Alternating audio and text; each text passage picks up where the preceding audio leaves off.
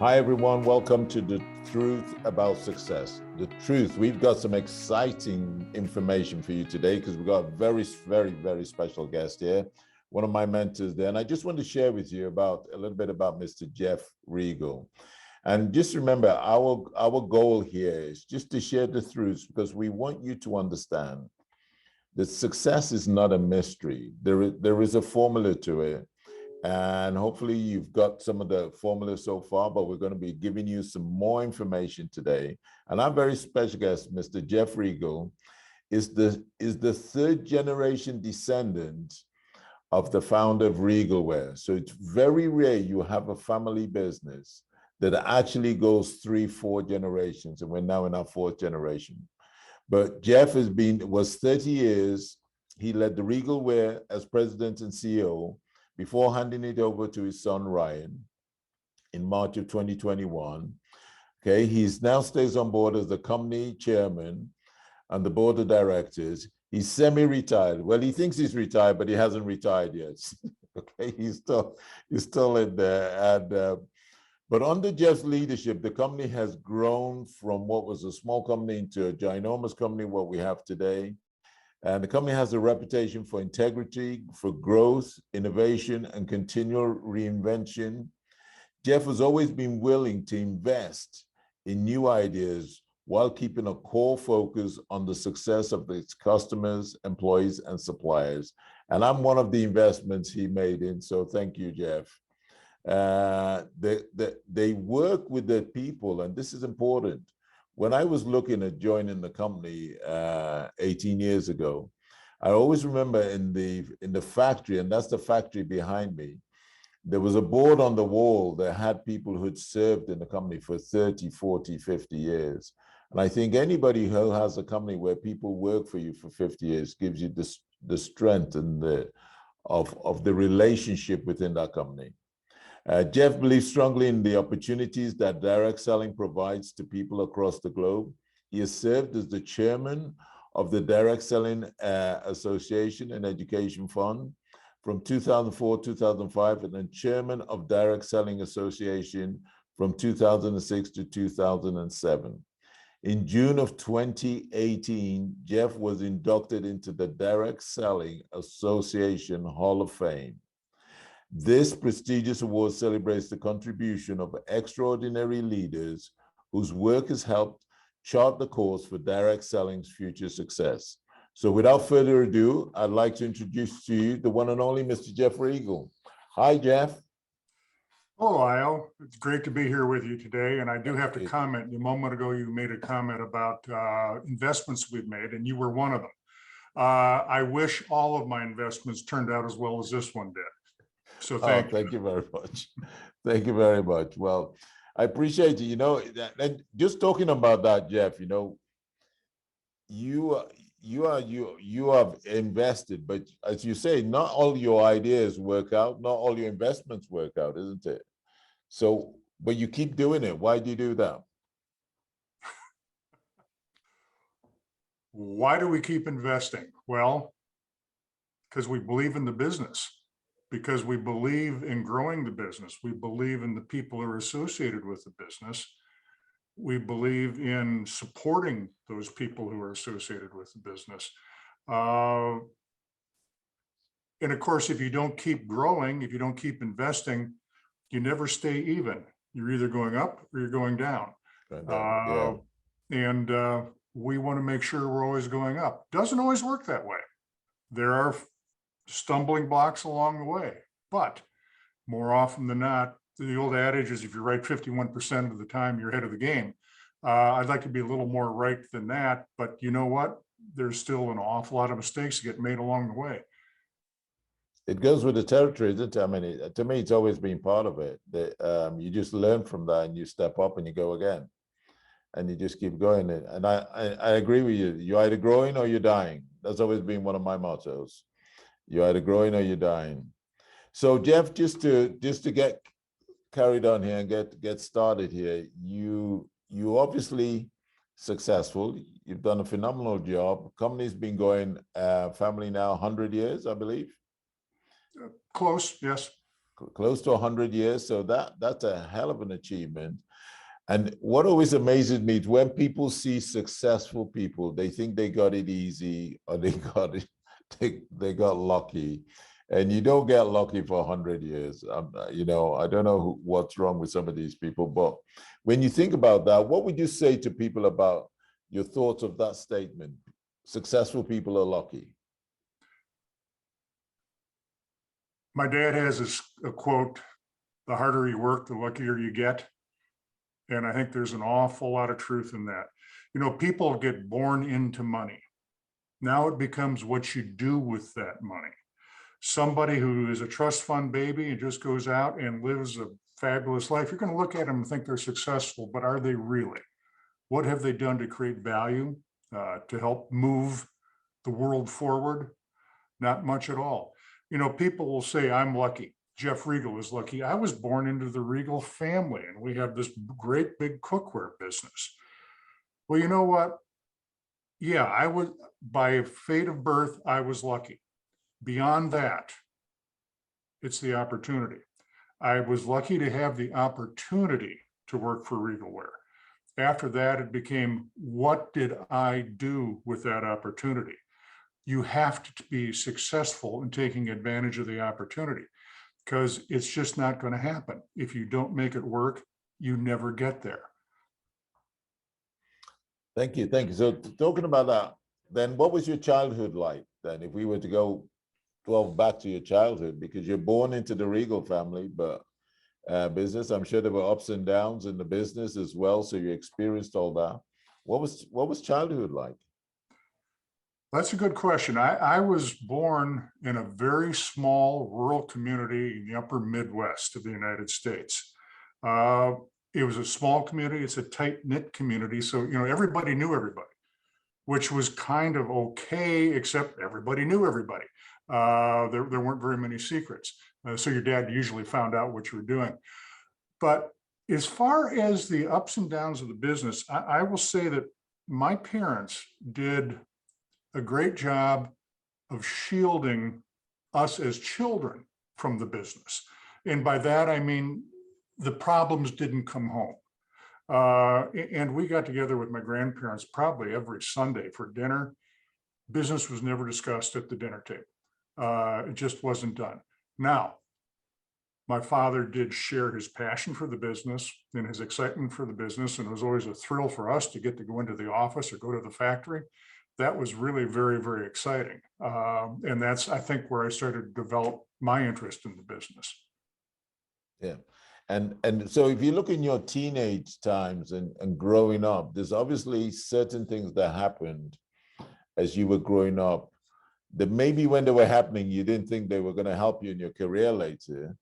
But now looking back and reflecting back on your childhood, your teenage days, what are the things that happened there do you think that helped make you the man and the success you are today? I think it starts with family.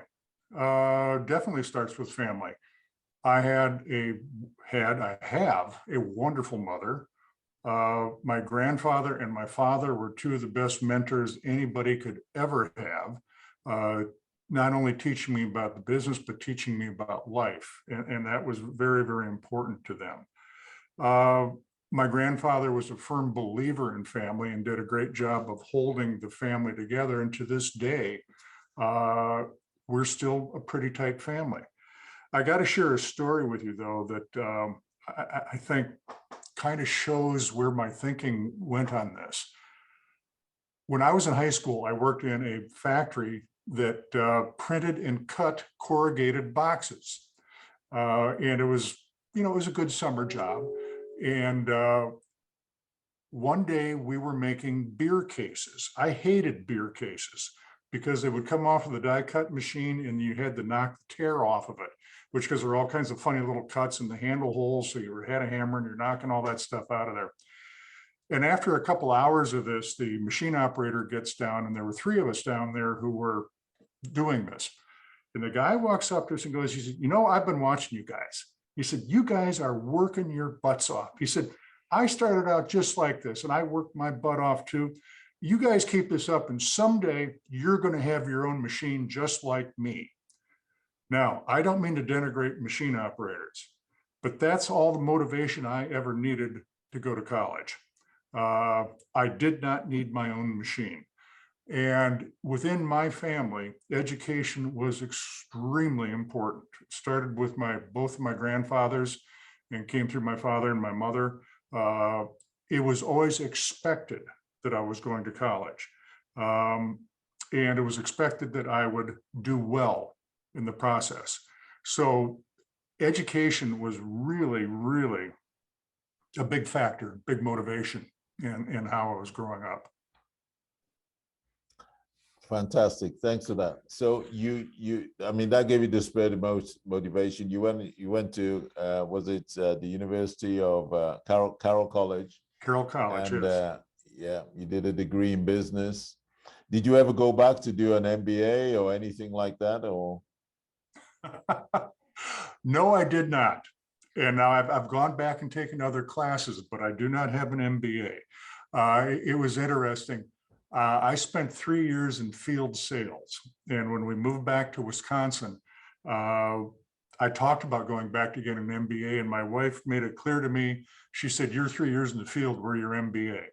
And in many ways they were. I learned how to sell. I learned how to deal with people. And it was a great experience. So talking about that, Jeff, when you started, obviously you came into the family business. I know you did start at the top. What was your path to the CEO position? Well, my first job, and I should point this out, I started cutting my grandfather's grass. And my grandfather was a perfectionist. He believed his yard had to look like a park, and I mean a really nice park. So we worked pretty hard at that. My first job in the factory was in the maintenance department, and there is I think the machine is now retired, but it was a big washer. And I know that machine from the inside out because I spent 3 days laying on my back inside of that thing, scrubbing out the crud that builds up in there. So that's where I started. After I graduated from college, and I spent summers working in the company, but after I graduated from college, I thought I wanted to be a lawyer. And about halfway through that summer, working part-time at the company, and I'd been accepted to law school, I thought, no, this isn't what I want to do. And again, Jean, now my wife at that time, was my fiance, convinced me that maybe I should be in the family business. And it was kind of funny. So I mentioned that to my dad that night. By 8 in the morning, I was in the sales department. And I spent a year in basically doing training. Then I went out into the field. I spent 3 years in field sales. And back in those days, I was calling on all classes of trade. It wasn't just direct selling. It was retailers, it was exporters, it was what we call premium business. So I got exposed to an awful lot of things. When I came back in, I spent about a year working in production control. I will admit I didn't find that quite as much fun as sales, but it did teach me how the factory operated. And then the balance of my career has basically been through the sales department, heading up one of our retail divisions, eventually heading up the entire retail sales area, then becoming in charge of all sales until it was 1991, I believe, when I was promoted to president and CEO. So my path has been through the sales area, and I still view my role as the head salesperson. Wow, thank you. Thanks for sharing that. So Jeff, just talking about sales there, what are your top 2 or 3 tips do you think that a good salesperson needs? Those, you know what, the same 3 tips I would give to anybody on success. The first one, and this is especially true for a salesperson, is get out of bed in the morning. Too many salespeople, when you're out in the field and nobody's watching, there are too many distractions.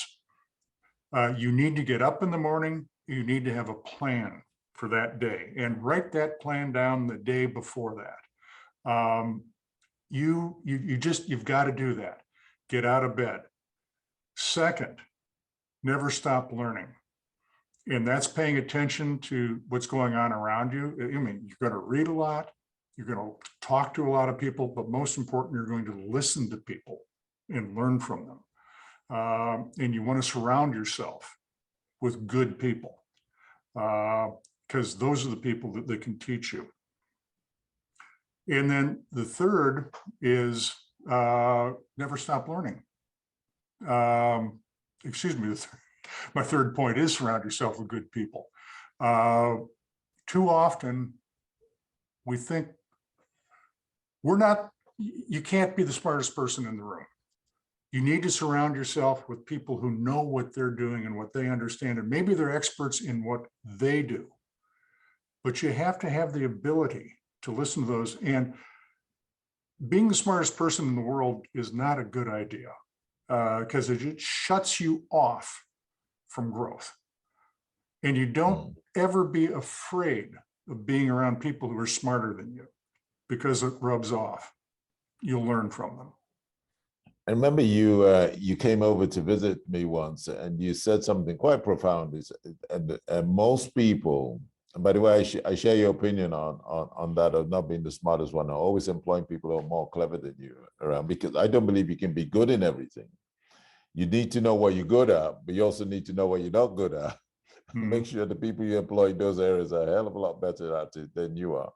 But you did say one thing, which was, I see in business where there are people who are afraid to employ people that are more talented than them in certain areas, isn't it? You see that? You see that all the time. And you know what? You don't have to know everything. People come to you as a leader, as a manager, and they have a problem. They're looking for you as a manager. You want to solve the problem. You want to say, do this. Well, you know what? Sometimes that's not the right choice. More often than not, you kick it back to the person and say, all right, what do you recommend? But you know what? If you don't know, you don't know. Say so. Admit, I don't know the answer to that. Let's find out. And that's really how you build people around you also. Don't give them the answers, help them find the answers. Thanks again. Thanks for sharing that. So going back to the family business, 100-year-old business, we're now in our 4th generation of it. As you know, that is very rare. And we do have a lot of people with their families in our business. What sort of advice would you give to people on some of the tips for success in running a family business? Well, I've touched on some of it already, because all family businesses, all private businesses are very similar in this. Not all the talent is in the family. And we've seen family businesses where the business exists for the family. And there are 2 different kinds of businesses there, by the way. There are businesses that exist for the family, and there are families that exist for the business. Neither one is perfect. But if the business is existing for the family, the business, I believe, is destined for failure. If the family is existing for the business, that means we're supporting the business and growing it. It can't be 100% either way. There's a balance in there. But you have to recognize that not all the talent is in the family. And this goes back to surrounding yourself with good people. You got to have a network of people you can call on, trusted friends, trusted advisors who can help you through rough spots and just giving you advice. Build a network. You got to stay open-minded. You got to be flexible. And one of the things I really would caution people on is don't overextend yourself. And that covers 2 things. One is your time and your ability. You can get overextended there. That's where you need help. The other part is don't get overextended financially. You need to understand you got to operate within these guide rails and stay within them. If not, you're going to get yourself in a lot of trouble. And I would recommend that anybody have a rainy day fund. That's, things aren't always going to go right. And so you need some financial support to fall back upon to get you through that rough period, whether it be 3 weeks, 3 months, 6 months, but you got to you got to have the resources to fall back upon them. And that's true in your personal life also. So true, so true. And it's especially that's rain fund. Don't spend all the money you make. I heard somebody says, not how much money you make that makes you rich. It's how much money you save that makes you rich. Don't go spending it all. So just talking about that, Jeff, and talking about business, I know that, you don't go 100 years without some trials and tribulations and hardships and some struggles. And how do you handle those down times in business? Oh, boy. Well, unfortunately, I think I've lived through a lot of them. How do you handle them? I touched on it before. Constantly learning. You have to stay open and observe what's going on around you and learn and adapt what you're seeing there. As a company, we've reinvented ourselves several times. At the time we were doing it, I didn't recognize it as brilliant reinventing. It was survival. And so sometimes you get it, but you got to stay ahead of the game. And staying ahead of the game goes back to paying attention, learning, and being able to adapt. Don't get locked into the old way of doing things. Now, how do I personally deal with it? Again, learning.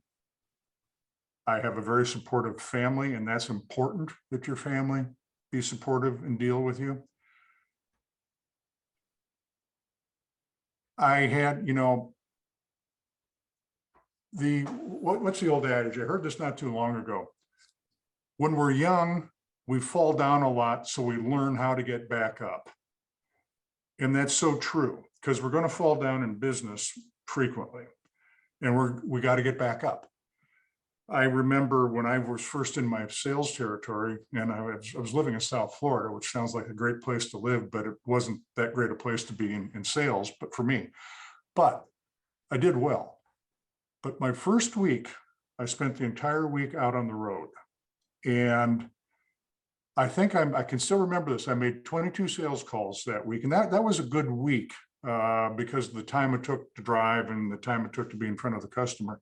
Did 22 sales calls that week.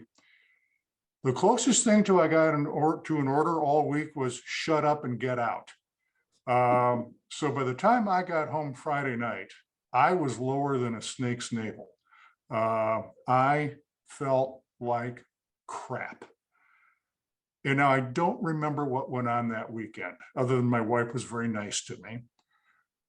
Well, Monday morning, I got out of bed and I had a plan. But I went into my little office and I am going through my notes. I am rehearsing what I want to do until some point she walks in there and goes, "Don't you have a sales call to go make?" She was right. I went out and made a sales call and I wrote an order that day. And that was the most valuable lesson I think I've ever learned in sales. When you fall down, get back up. There's always another sales call to make. There's always another opportunity. Yeah, again, I so agree with that. And the only time for me, the only time you fail in life is when you quit, when you throw the towel in. I mean, that's it. Otherwise, it's just a learning process. Right. And some days they're great lessons, and some days they're bad lessons. But either way, you're learning. Mm-hmm. You're learning. So as you go through those challenges, and you come back off them, I think the more you go through and the more you come through, you get a little bit more confident in dealing with problems and challenges. But you're going to have to go through a few first to get to that place where you can look at a problem and say, well, there is a way. There is a way. Would you agree with that? Oh, absolutely. Absolutely. Yeah. I had a boss many years ago when I was out in the field. And his comment was, practice on the little ones so you're good with the big ones. You make mistakes on little things, you can learn from them without really making a big mess out of things. But yeah, I still go back to, when you fall down, get back up. So what advice would you give to, going back to the family thing, you've got people in family that are looking to pass their business on. You've already touched on it. What one advice would you give to them? First generation. You know, this is, the business we're in is interesting because we can create an opportunity for families and passing it down through the generations. And I think there's nothing more satisfying than seeing a business, whether it be Regal Ware or some of the other companies we work with, where they can pass it on to the next generation. But what advice would I give them? The first thing I would suggest is don't push the kids. Don't push them to join the business. You've got to show them your passion for the business. You have to share your passion, get them to understand why this is important. But you know what? Sometimes the kids want to do something else and they go into the business because mom or dad think it's right. And that's not a good formula for success. But if you show them the opportunity, show them your passion and share the passion with them, more often than not, they're going to come in. And I think this is really important. Give them the opportunity to fail. Give them permission to fail, because they're going to make mistakes. Particularly early on, they're not going to do everything right. And they sure as heck won't do it the way you always do it. Give them permission to fail, and then watch them succeed. I love that. Give them permission to fail. Because you can actually have too much pressure on your children. So they expect them to walk your steps, and it might not be for them. Might not be for them. Absolutely. So Jeff, looking back, what would you say is your greatest achievements so far in your career? Oh, you've heard me say this before because I've publicly stated it in meetings.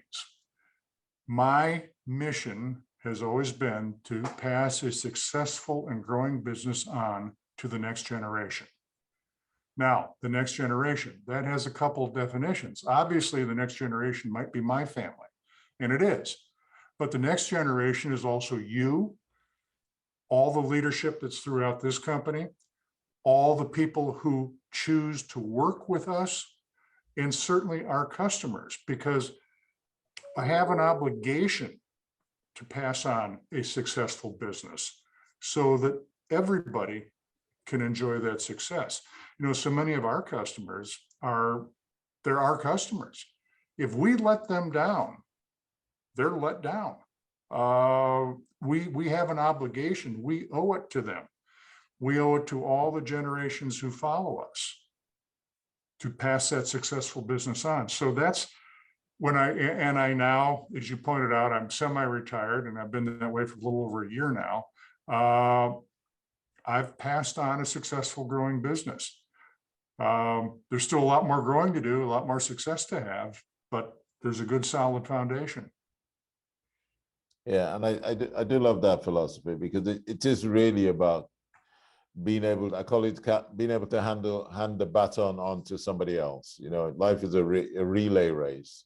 And part of your responsibility is being able to get yourself to a point where you can do well enough, but able to pass that on to give other people an opportunity to go out there. And direct sales does that.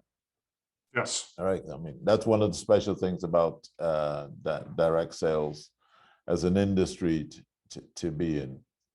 So talking successes, what would you say would have been your biggest challenges? I could probably write a book on my biggest challenges and the things that I have made mistakes on. There are two big examples that come to mind, and neither one of them were situations that I had control over in the beginning. The first one was the financial crisis of 2008. You know, that threw the world economy for a loop. Fortunately, Regal Ware is a conservatively run company. We have a strong balance sheet, because if we did not, I do not believe we would have survived through 2009. There were so many failures in our industry, and believe me, it was tough. If we did not have that strong balance sheet, I honestly don't think we would be here. The second thing was, of course, COVID. When COVID first started, and I mean, for everybody, it was something new. How in the world do we deal with this? We did every morning, we had a COVID task force meeting at 8:30. And that meeting would run 30 minutes to an hour as to what was going on. And if you remember that time, the situation was not changing daily, it was changing hourly. And the guidance was changing hourly. And we're trying to react as to what to do. And our factory was shut down, our office was shut down. And we're trying to manage through it.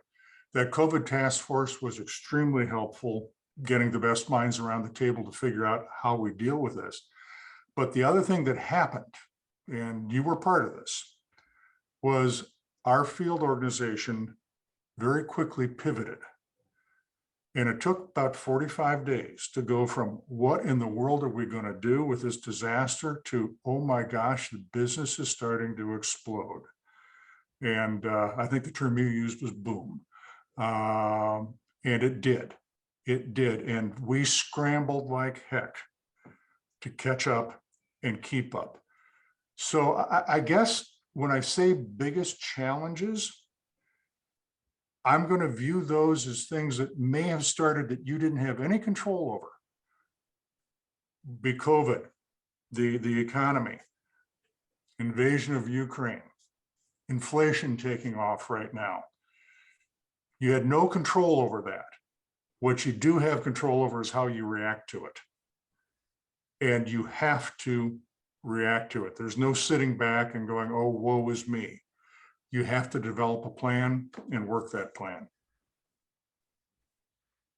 Yeah, those times, you know, I look back at those times that we went through, especially through the COVID times, which was just completely unparalleled, and what we had to deal with.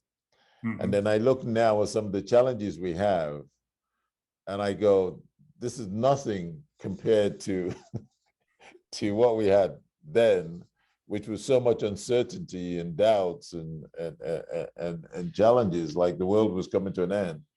But you see people making a big issue out of what I see as small issues today. Why do you think that is? Because they forgot about COVID and what they went through and how they survived it.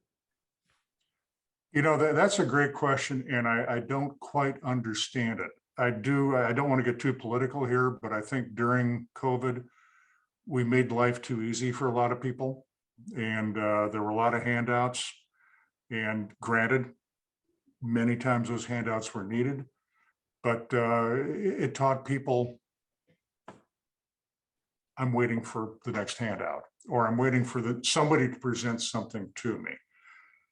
Nobody owes you anything. Nobody's going to give you anything. You got to go out and earn it. And too many people sit around and are waiting for the opportunity. And I think it's sometimes it's the difference in mentality between a victim and a winner. And so often, oh, okay, the economy, the inflation is out of control right now. Oh, woe is me. What am I going to do about it? Well, you know what? Figure it out. Nobody else is going to figure it out for you. Eventually, the economy will recover. And eventually, you'll recover with the economy. But can you wait that long? Dare you wait that long? No, you've got to develop a plan, work your plan. And this, I said it in the beginning, when you fall down, get back up. There's always a way. There is always a way. That's I love the saying from Albert Einstein, in the middle of every difficulty lies opportunity. There is always an opportunity, but if you're not looking for it, you'll never find it. You'll never find it.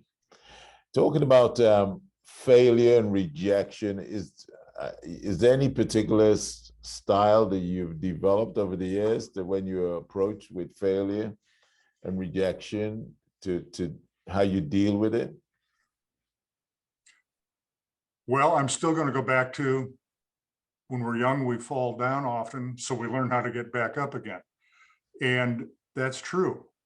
You have failure, you get up the next morning and work your plan. Something that I have found important to me is I have a very supportive family. I have a wonderful wife. I have 3 great kids. My parents and my grandparents were wonderful. And so they've helped give me the strength to carry on. One of the other things that I would say here is you need to create time for yourself. The word recreation, the root in the word recreation is recreate. You need to take time to recreate yourself. And that means take a little bit of time off. Flush out the crap that's in your mind. Go golfing, go take a run, whatever. But just something to help recreate, revitalize yourself. And I really, not that I've been real good at that over the years, but I think it's important. It's very important. Absolutely. I need to do some more of that too myself. But Yes, I've learned how to, I've learned how to, what I do a lot is I do make sure that I have time for me. I call it me time. So, and when I go into me time mode, I'm not taking any calls. I'm not doing anything till I'm ready to start the day. And when I finish the day, I finish. And if you're busy traveling and you go there, take time out to have a day or two here or a day or two there, just for you. So I've learned to do that. But it's important to do those things. Good. So we're talking about this, the show is about the truth about success, and we've already had so many truths. Thanks for sharing them with you. So anything you'd like to ask about, what are your truths about success? My dad has a quote that I always thought was interesting. I'm sure he heard it from somebody else. So few people are successful because they're not willing to pay the price of success. And that goes back to what we were talking about just a moment ago. People who are feeling as they're victims, people feeling they're entitled. No, there's a price to be paid for success. And some of that we just touched on, it cuts into our recreation, if you will. But you've got to decide what's most important to you. You do need some recreation, but you also need to put the effort in to be successful. And one of the keys to that, and I've always found this to be true, is you've got to have a plan. You've got to follow the plan. If you don't have a plan, you don't know where you're going. Yeah, there's a price for success, and what people don't understand is there's a price for failure. So either way, you're paying a price. You just got to decide which one you want to pay. Exactly. Exactly. Just decide whether you pay for success or you pay for failure. There's no getting out of it. You are making a payment. Mm-hmm. So you've just got to understand that. Your top 3 tips for success. You've talked about them earlier. Is there anything you want to add to that? One of the things I guess, you know, I keep coming back to education, and education comes in so many different forms. I mean, it's reading the newspaper, it's reading a book, it's talking to your mentor. It's going to school, but it's not just sitting in a classroom. It's being open to new ideas and accepting new ideas. And one of the really interesting things about education, it doesn't make any difference what the world throws at you and what curves they may throw at you, what failures you may have. The one thing the world can never take away from you is your education. And that's the foundation with which you succeed. So true. So again, another analogy I use is I said, you can take my Rolex watch, you can take the cars, you can take everything away from me. But if you leave the brain and you leave I can get everything back, because really it's that knowledge, which is what you're talking about, and skill you've acquired over the years. That's what keeps you going. And you understand that, Iowa. I understand it. I wish more people did, because what's here is yours. No one can ever take it away from you. No one, no one. Mine's protected, is heavily guarded, Jeff. It's heavily guarded. Some people have tried, but it's in a, they can't see, there's a little, steel something going on there. You can't get through to it. But thanks for that. So when you look at the turmoil in the world, because we're talking about attitudes, and with all the turmoil we have in the world, and we've got gas prices going up, people are listening to the news, we're being put into a panic situation there. What tips would you give to anyone on how to stay focused through all this? The thing that I have found works best for me, and I sound like a broken record here, but a plan. Have a plan, and that starts with a plan for today. When I get out of bed in the morning, I know what I need to accomplish today. Now, that list may grow during the day, but I need to know what I need to accomplish. And before I go to bed at night, I've got a list for tomorrow. But the plan doesn't end there. What do you need to accomplish in the next 90 days? What do you need to accomplish in the quarter? What things will you do, get completed above all else for you to be successful in the next 90 days? Beyond that, you got to have a plan for the next year. Now, the plan for the next year, you know where you're going, you know what you want to accomplish. And part of that plan for next year is your budget. How are you going to, what are you going to earn? How are you going to spend your money? How are you going to spend your money in your business to make your business grow? Beyond that, you got a 3-year plan. And now this sounds like a lot of work, but it isn't, because if you don't plan, you're not going anywhere. But that 3-year plan is certainly a lot looser than the 1-year plan, but it gives you a pathway as to where you want to go. And then here's the big one I'll throw out there. You need a 10-year plan. And that 10-year plan is, none of us have the ability to see that far into the future. But we all should know where we want to be in 10 years, what we want to have accomplished in 10 years. And so all the decisions I'm making today on my 1-day plan, my 3-month plan, my annual plan, are they supporting the goal that I want to reach in 10 years? If they're not supporting the goal, either I'm doing something wrong right now, or the goal itself is wrong. But you gotta have, that is how you stay focused, is have a plan, work the plan. And now I'm not saying the plan is cast in stone. It has to change sometimes. Inflation changes some of the things we may have had in mind, but it doesn't change where you want to get to in 10 years. No. And so keep that in mind. Follow the plan. Well, to everyone listening right now, we're talking about the truth about success. This is just one of the fundamentals of being successful. You can't keep it all in here and figure it all in here. You have to take this and put it on paper and look at it and plan it and get something going there. And there's so many things you can go online now, you can go and get. I've done so many training and goal setting, but you've got to have do you have a plan?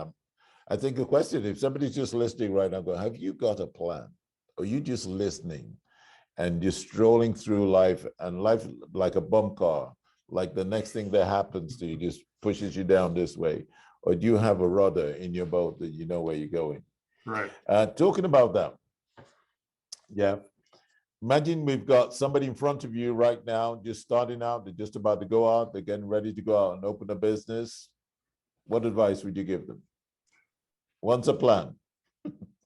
Well, okay, you've answered my question, Niall. Yes, you have to have a plan. Terminology used sometimes as a roadmap. You know what? If you don't have a roadmap, any road you take will get you somewhere. But it may not necessarily be where you want to be. Have a plan. The other thing is surround yourself with good people. And I keep coming back to that. You want good people around you, smart people around you, quality people around you. people who you look up to. You want mentors. In a mentor, we sometimes think of that as a formal relationship where people sit down and they talk to each other and you're coaching me, but that's not always the case. A mentor many times is somebody who maybe you know them and maybe you don't know them, but it's somebody who you look up to and you want to emulate. And so again, pay attention to the people who are around you and make sure you're surrounded with good quality, positive people who can help you move forward. Yeah, again, another truth about success there. Mentors are critical. And like you said, you don't have to know them. You can buy their book and learn from them. I've learned to look for people who have similar personalities than me. When I was starting out, I looked for people that my type of personality that were successful. And then I use them as mentors, because you can see somebody with a personality and go, well, but I'm not like that person. I'm not that. But there's so many mentors out there. You can find one, and not too many, because you can 2 or 3 is good. But as you grow on, that's good.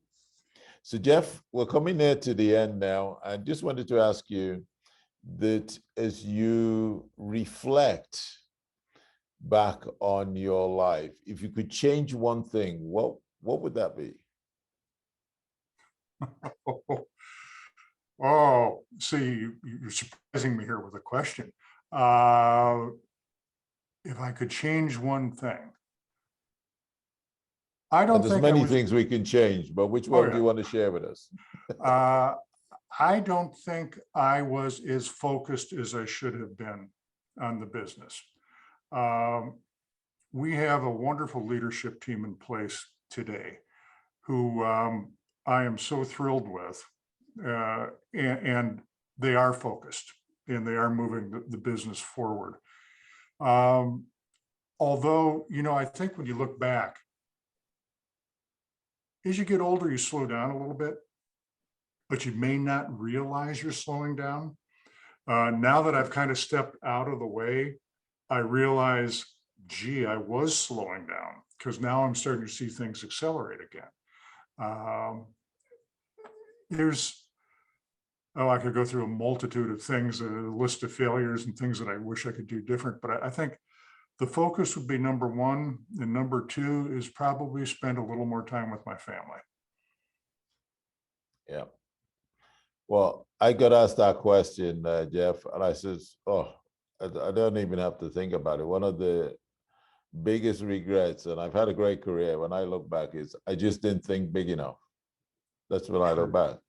I just think there's so much more you could have done with the same time and be more effective, just by being more effective, and not just letting the hours happen to you. But that's great.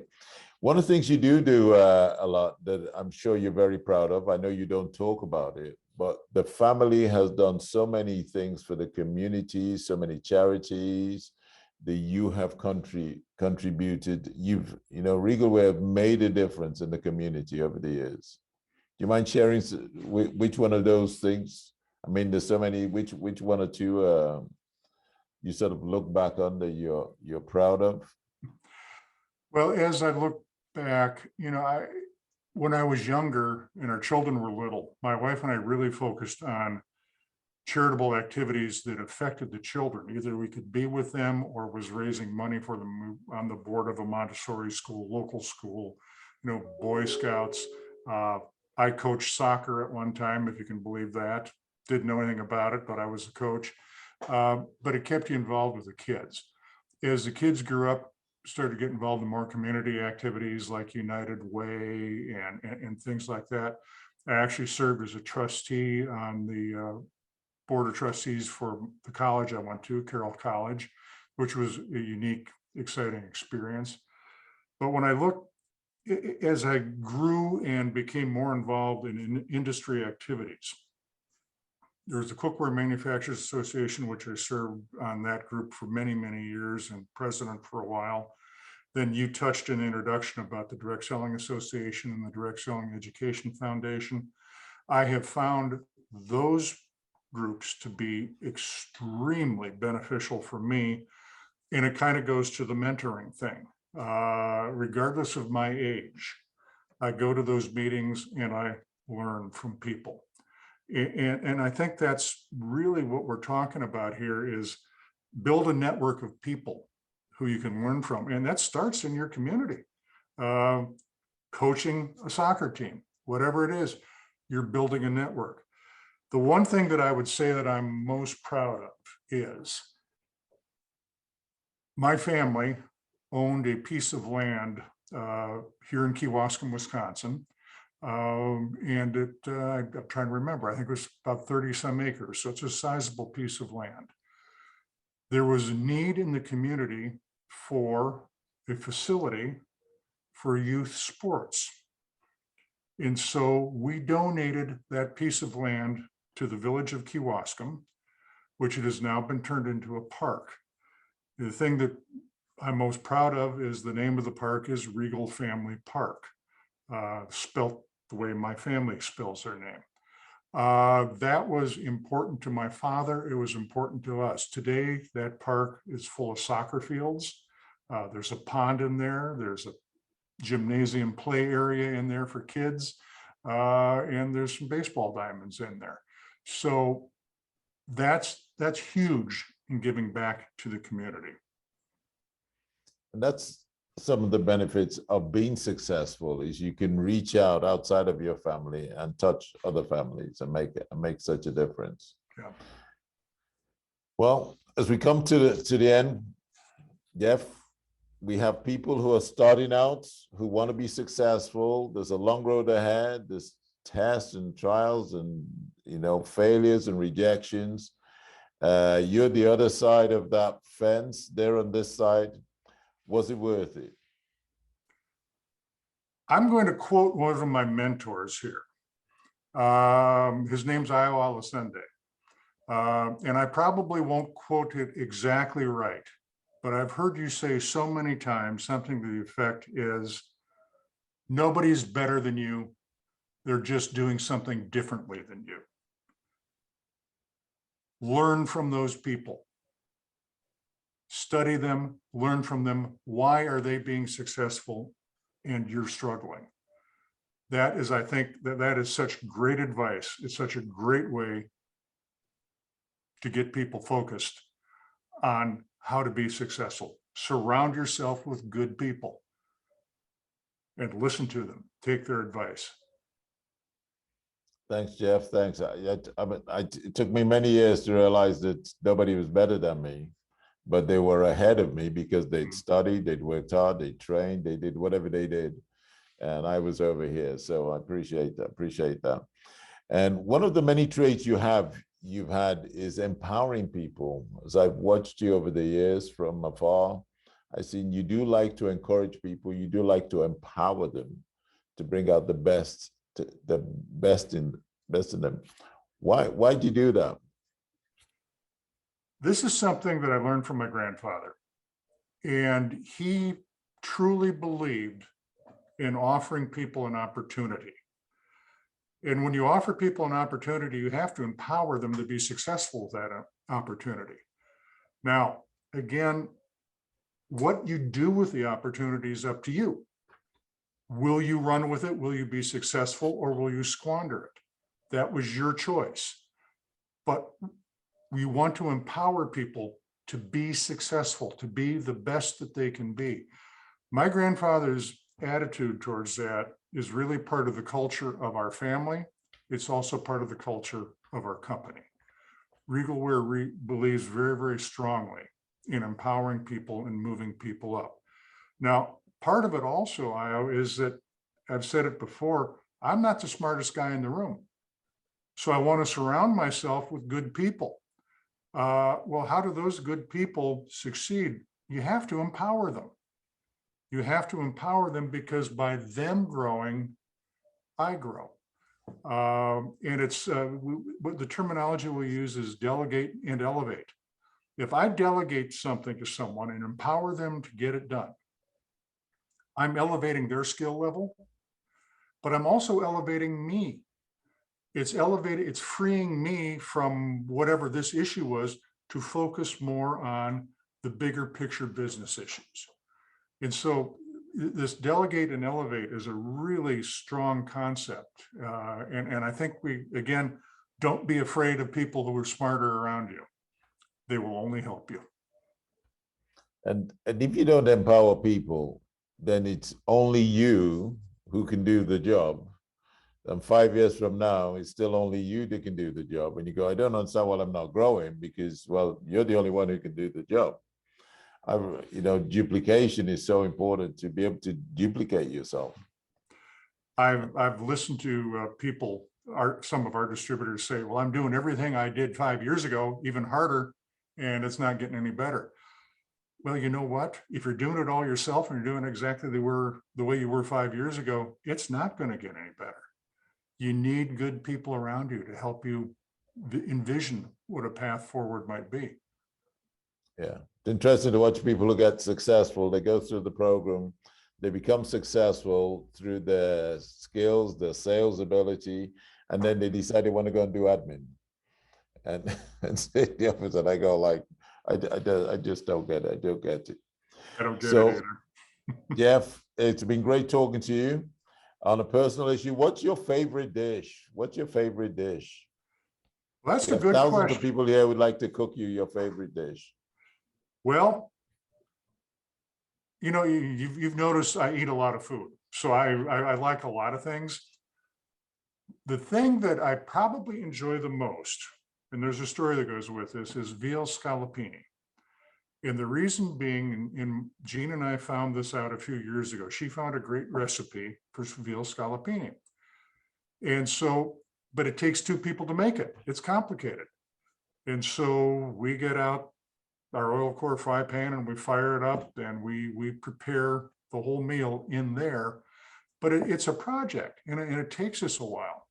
But it is absolutely delicious. And with a great bottle of wine, it's a wonderful evening.